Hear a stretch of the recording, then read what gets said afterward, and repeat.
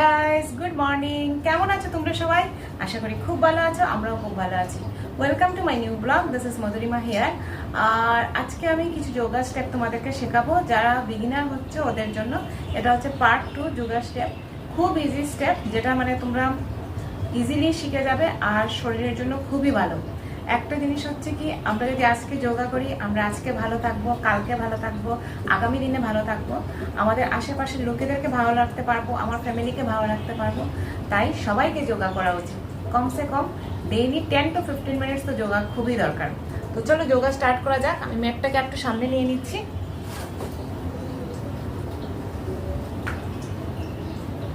চলো গাইস, এখন যোগা স্টার্ট করা যাক। কোনো যোগা স্টার্ট করার আগে আমি যেটা করি সবসময়, আমি পতঞ্জলিকে একবার প্রণাম করি। পতঞ্জলি গুরুদেব রামদেব বাবাকে প্রণাম করে আমি যোগা স্টার্ট করি। তো চলো প্রণাম করা যাক।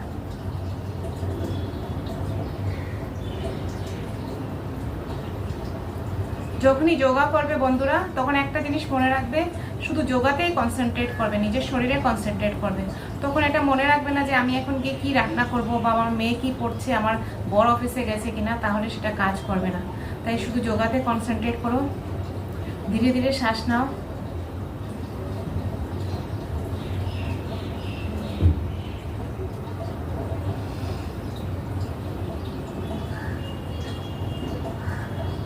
দেন ওম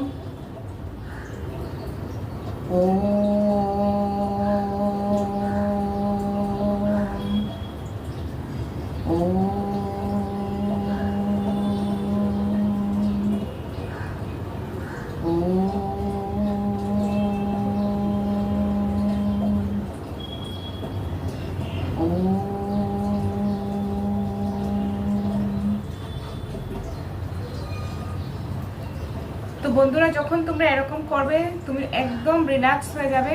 দেখবে যে নিজের মনটা খুব ভালো লাগছে, শরীরটাও খুব ভালো লাগছে, শরীরটা একদম হালকা মনে হচ্ছে।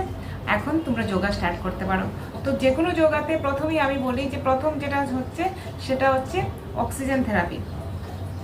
অ্যাকচুয়ালি আমার ঘরে অনেক জিনিস এসছে, তো আমি এগুলো বোঝাতে পারিনি, কারণ এখন আমার যোগা করার সময়। তো যোগা করে তারপর বোঝাবো, সেজন্য দেখো এখানে আমার সব রেশনের জিনিস আসছে। যাই হোক, এখন আমরা অক্সিজেন থেরাপিটা স্টার্ট করছি। প্রথম করতে হবে প্রাণায়াম, আলোরম বিলোরম। সেটা যে কোনো যোগার আগে মিনিমাম 10 to 20 টাইমস করা উচিত। তো স্টার্ট করো।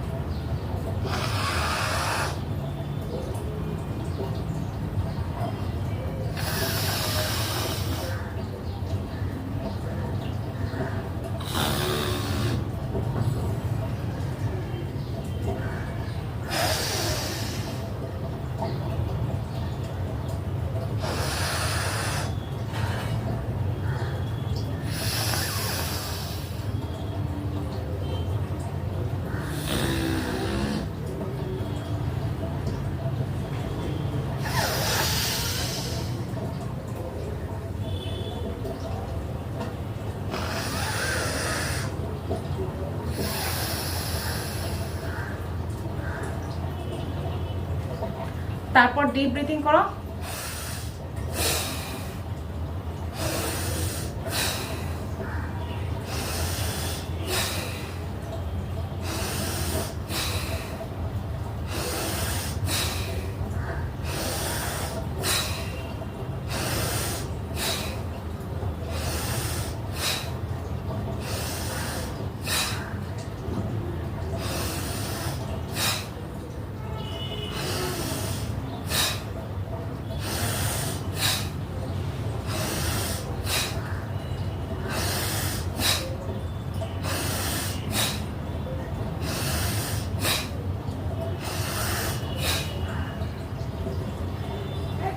সেটা তোমাদেরকে দেখিয়ে দিচ্ছি। এরকম আসনে বসো, যে যেরকম আসনে বসতে কমফোর্টেবল সেই আসনেই বসো। আমি যেহেতু সবসময় যোগা করি সেজন্য আমার কোনো প্রবলেম হয় না, তোমরা যেরকম পারো সেরকম বসো। দেখো মেয়েদের জন্য এই যে লেগটা আছে তার গোড়ালিটা আমাদের পেলভিক্সে থাকবে, তার উপরে গোড়ালিটা এখানে থাকবে। এরকম করে বসতে পারো বা পাটা উপরে নিয়েও বসতে পারো। তো একটা লেগের গোড়ালিটা পেলভিক্সে টাচ হওয়া চাই। এবার কি করতে হবে, একটা হাত লেফট হ্যান্ডটাকে এরকম রাখো, রাইট হ্যান্ডটাকে উপরে নাও, এবার উপরে দেখতে থাকো।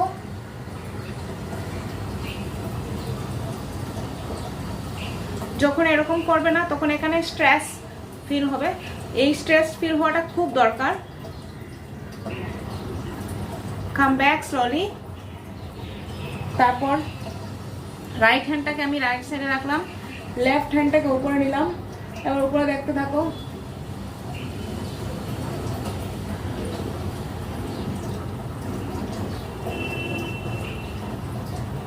Now come back slowly. Again right হ্যান্ডটাকে উপরে নাও,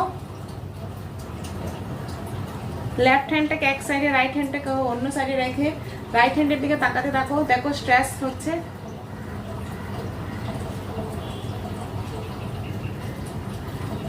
Now same.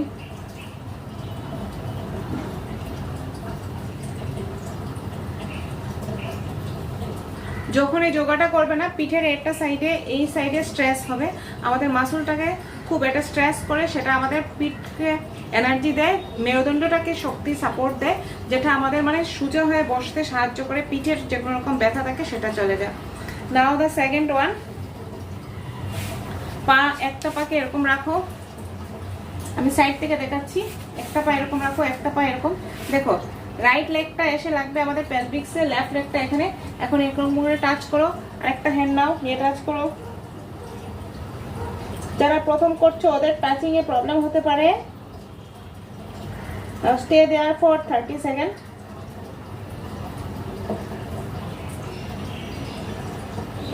Then come back slowly.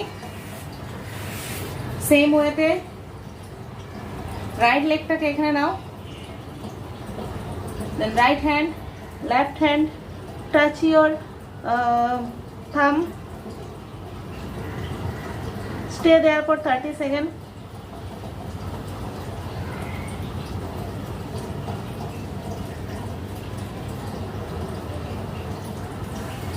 Now come back and relax. এই যে কোনো যোগা করবে সেই যোগাটা মিনিমাম 4 টাইমস রিপিট করতে হবে। তো এই যোগাটা যখন তোমরা করছো সেটাকে 4 টাইমস রিপিট করবে।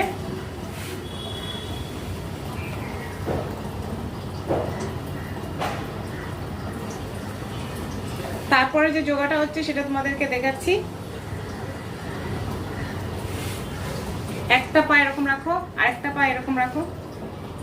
প্রথম প্রথম করতে অসুবিধা হতে পারে, একটা পা এরকম আরেকটা পা এরকম রাখবে, পিঠের উপরে এরকম করে ধরবে। পিঠে অনেকটা স্ট্রেস মেহসুস হচ্ছে।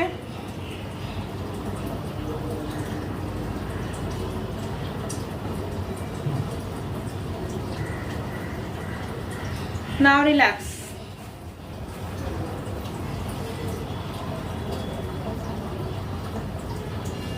কোনো রকম ইনজুরি আছে, যাদের কোনো সার্জারি হয়েছে, মানে পা ইনজুরি আছে, ঘাড়ে ইনজুরি আছে, স্লিপ ডিস্ক আছে, কোমরে স্লিপ ডিস্ক আছে, ওরা যোগা করার আছে আগে প্লিজ তোমাদের ডাক্তারের সাথে কনসাল্ট করে নিও। ডাক্তারের পরামর্শ ছাড়া যোগা করতে যেও না। কিন্তু যারা আমার মতো আছে, যাদের বেশি মেজর কোনো সার্জারি হয়নি, মানে নর্মাল ল্যাপ্রোস্কোপি, হিস্ট্রোস্কোপি, ডেলিভারি এসব হয়েছে, ওরা এসব যোগা করতে পারো, কোনো রকম প্রবলেম হবে না। তবে যাদের কোনো রকম প্রবলেম, হেলথ ইস্যু আছে, ওরা প্লিজ মানে যোগা স্টার্ট করার আগে একবার সার্জনের সাথে বা তোমার ডাক্তারের সাথে কনসাল্ট করে নিও। তো তারপরে যে যোগাটা হচ্ছে দেখো সেটা দেখাচ্ছি, যেটা মেয়েদের জন্য খুবই দরকার।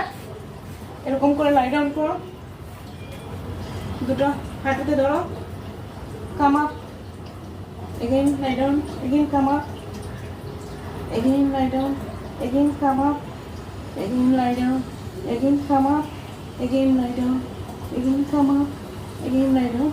নাও lie down completely and relax.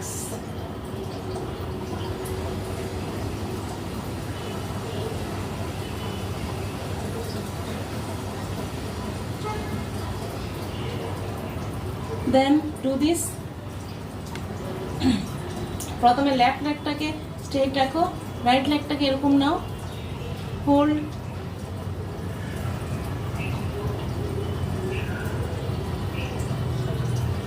Then leave,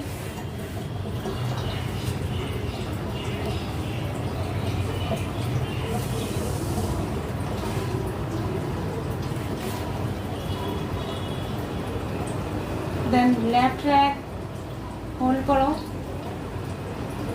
then leave করো, এগেন রাইট লেগ হোল্ড করো, লিভ করো, এগেন লেফট লেগ হোল্ড করো, ধীরে ধীরে লিফট করো। নাও বোথ দ্য লেগস টুগেদার, এটাকে বলে পবন মুক্ত আসন। পাটাকে এরকম করো, এরকম করে ধরো। যাদের পেটে গ্যাস অ্যাসিডিটি আছে সব কিছু প্রবলেম ঠিক হয়ে যায়।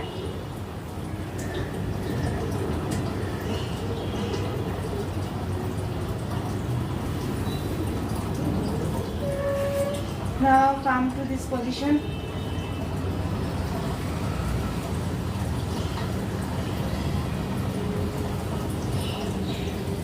And relax. Now get up slowly.